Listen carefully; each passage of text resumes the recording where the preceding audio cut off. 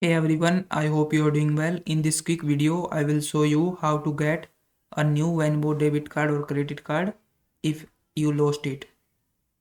So if you have lost your credit card, this is how you can reorder it. So you can order a replacement debit card by heading to the cards tab and tapping to your Venmo debit card. So here's how you can do. So first you have selected a card, there will be option of replace, stole or damage card. You can simply click on that and from there select lost or stolen. If you would like to choose a new color for your debit card, you can select the pencil icon and then edit it. You can also review your transactions. So if there are no suspicious transaction, you can select these transactions are okay.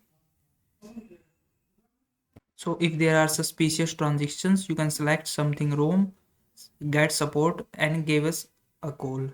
So you can review your info to make changes. Tap the pencil icon and the tap on confirm to continue. After this you can select the done and then it is how you can reorder your debit card if you lost it. So if this video was helpful, please like this video and subscribe to my channel.